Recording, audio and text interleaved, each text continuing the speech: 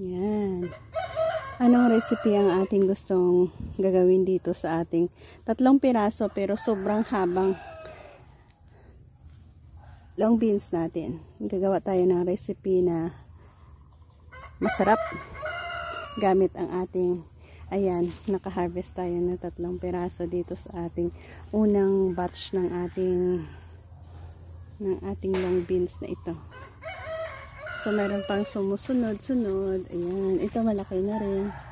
Ito malaki na rin. Pero, wag muna yan. 3 lang muna ang kukunin natin. Dahil sa may iba pa naman tayong isasawag dyan. Kompletong sangka para sa recipe na atin na namang ibabahagi sa inyo.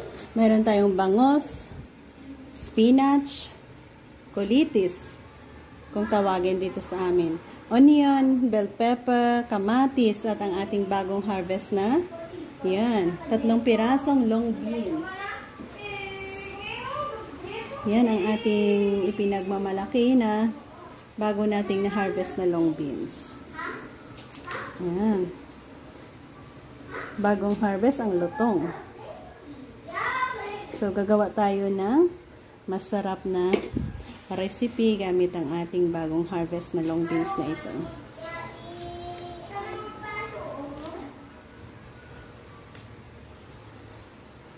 Yan, di ba madami din? Sa 3 piraso natin, dahil nga sa mahahaba, yan, nagkaroon tayo ng madami.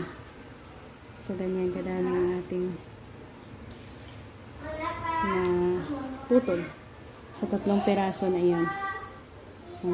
Ganda din naman. So, join me kung ano ang ating steps by steps na paraan para sa masarap na recipe na ito. Yan, una natin ginawa ang pagpapakulo ng ating tubig dyan. I-add natin ang ating onion at ang ating kamatis.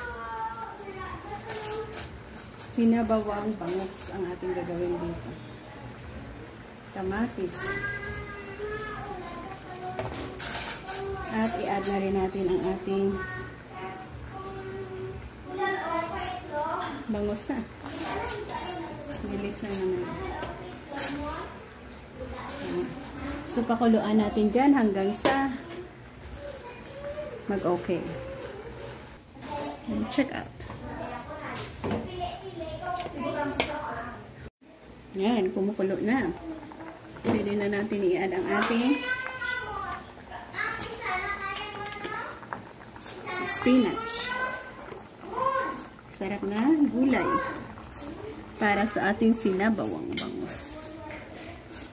Next sa spinach natin ang ating long beans at ang ating bell pepper. Tapos pag-add tayo ng asin. So, ito na ang ating masarap na very fresh vegetables natin.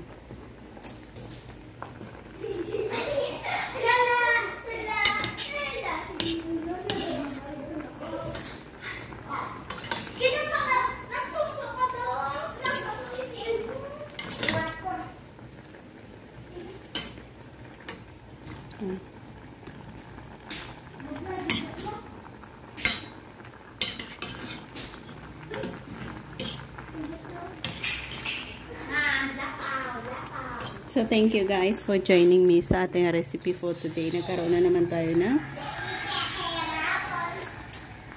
masarap na sabaw na hihigupin. Bye-bye, God bless, and thank you.